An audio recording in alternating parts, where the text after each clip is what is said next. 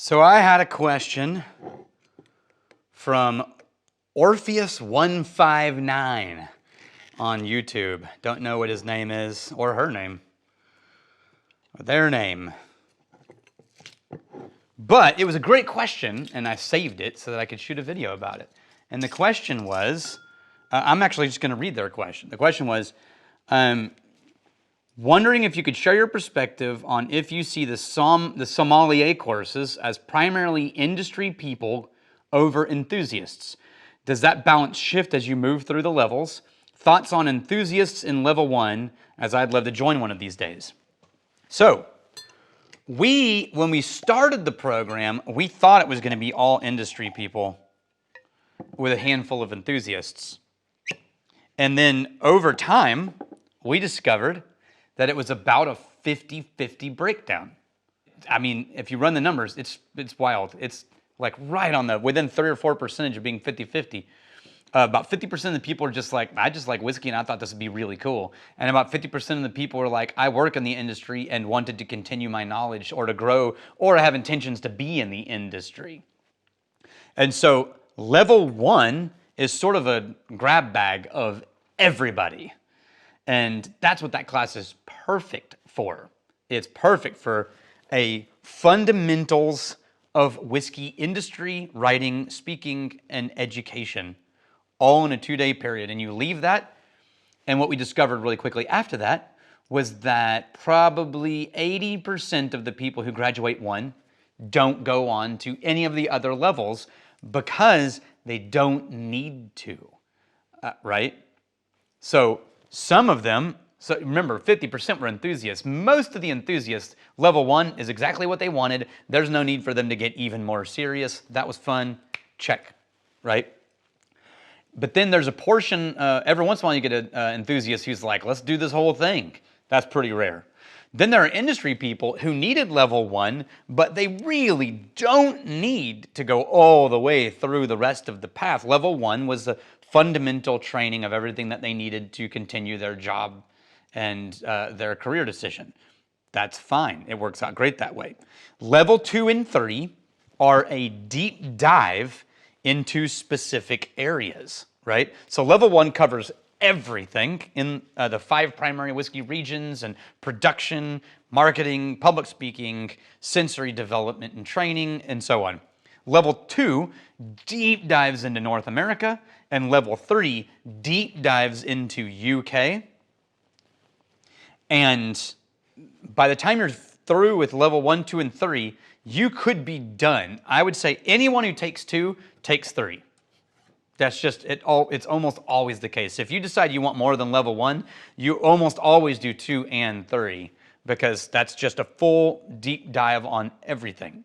Now, level 4 is the next great separator. Level 4, we've only ever graduated, I think, like 15 of them, ever. And out of 230 students, only 15 have ever gone to level 4. And it is not screwing around. I mean, the rest of them aren't either, but level 4 is really the final, it's one of the hardest things I've ever had anybody encounter. It's a 2 days, or a day and a half. It's a day and a half of live testing of real-world simulation environments. There's a full bar. You have to rep it and have the 30 whiskey count behind you memorized and be knowledgeable about it. We put you through role-playing scenarios. You're graded on a scale of 10 different things that one instructor is sitting to the side and grading you while the other one is role-playing and putting you through your paces. You go down to the vault, you do a tasting, same thing. Someone's role-playing and pushing and asking questions and arguing with you and presenting you with scenarios, and someone's just sitting to the side grading and judging. You have a full restaurant scenario with a menu and a whiskey list that you have to manage, deliver, pour, and interact with the customer. And that's also being graded and judged on the side. Then you have a 12 whiskey blind assessment that's pass-fail. And then you have a 300 question written test that's pass-fail. All of those testings are pass-fail. You fail any one of them, then you don't pass the program. And then once you're finished with all of that and you've passed them all, then we do a full day of marketing, business development, education. Level 4 is, yeah, really intense. We will probably only hold one of those every 3 years, maybe less, maybe every 4 years. I don't know. It took me 8 years to write it. So, and we've only ever held one. I think we were planning on doing another one in 2025, but I'm not sure.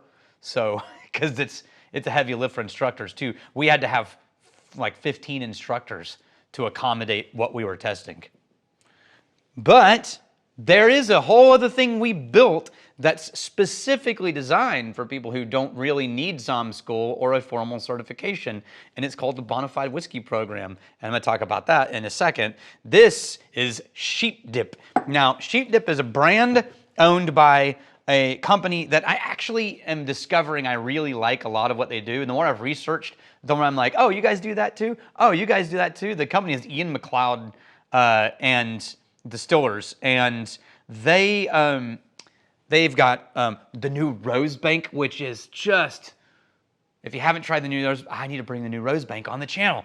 Yes, it's so good. It's expensive-ish, but it's so good. The Rosebank has become maybe one of my favorite light, easy drinking single malt scotches right now. I just can't get enough of it. Glengoyne, Tamdhu, Smokehead, Sheep Dip. They've got all these brands. And the classic Sheep Dip is this white label or cream label. This one is the Islay blended malt. So this is, in theory, only Islay whiskeys. I don't know how many. I couldn't find any details on the blend at all. If anybody from Ian McLeod watches this and you're willing to say what distilleries are in it, please comment on this post, because I would love to know the answer to that question. But I love a good Islay-focused blended malt. Black Bottle used to be one of my favorites. This one smells great. It's got mostly that sort of classic Caol Ila nose to me, which is that really almost bright and fresh and vibrant while being smoky at the same time, but like really grass and herbal garden, sort of botanically bright and malty bright. And then the smoke and ash and the vanilla and caramels come in behind it. There's a little bit of a citrusy, zesty kind of feeling to the nose. And that's true in this one. It's got a little bit of darkness in it. Like, it takes all of that freshness. And what I love about Caol Ila, and I think one of the reasons it's in so many blends, is Caol Ila, it's what makes it weak and what makes it awesome. It has this gaping mid-palate hole in it, or at least the classic 12 has this gaping mid-palate hole in it where you get this like really amazing front end and really great finish, and in the middle is just sort of empty. There's a thread that ties it through and holds them together, but it doesn't get rich and big and huge and full. And because of that, it blends so well. Because all these other whiskeys that come in and fill in that mid palate don't bury what makes Caol Ila great. And Caol Ila still gets to retain its character and add what it adds, but it leaves room for others. And so to me, Caol Ila is like a really great musician that's like a great player that's always leaving room for the other instruments in the band, but is not made less because of it. And so I love to see Caol Ila in blends. Ah, okay. Ooh, vegetal. Interesting. Okay, so in the palate, it starts with that sort of like caramelized smoke, and then it shifts gears into like vegetation and like meaty, low phenolic notes. And it finishes sweet and ashy at the same time. And there's a little bit, the ash never gets spiky, but there's a little bit of a black peppery kind of tailing note as it rides off into the distance. Oh, interesting.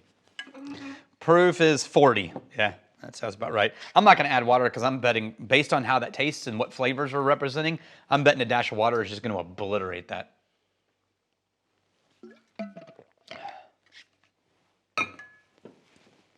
We were sitting around trying to come up with a plan for a online training that was not a certification and wasn't trying to compete with all of our friends, like the Stave and Thief program and the Edinburgh Whiskey Academy program and all these other online education platforms, but instead was going to give you the fundamentals of whiskey, the basics of a whiskey appreciation, but its primary goal is to teach you how to understand but communicate and hold tastings with others and have the info in your head but know when to use it.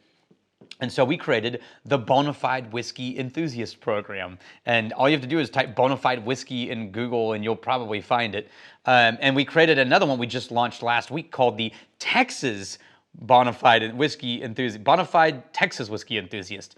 And we took the original program, which is like 14 videos, and then we expanded it with 5, 6 other videos that deep dive into Texas history. And when you graduate, you get this little card. I actually think I have one in my, I do. I have it in my pocket right now. When you graduate, you get this beast of a card. This beast of a card. And it's really fun. There's a Texas one too. And if you take the Texas one, you get both cards, Texas Bonafide and the Classic Bonafide, because you have to do both programs to get the Texas Bonafide certificate or bonification. Anyway, so I would say something, and I'm going to say it right here on this video, even though it's given up so much right now. If you are ever interested in taking the Whiskey Sommelier program, it's $4,000 to do level 1. However, we have a thing at Wizard Academy called the alumni rate. And what that means is if you've ever been here before or you've ever taken a class with us ever before of any kind, all other classes are 50% off. If you take the Bonafide Whiskey Enthusiast program, which is an online class, it's $150, or the Texas one's like $200, you're an alum. That makes Whiskey Marketing School $2,000 for you instead of $4,000. Cheers to you. I'm really glad you're here.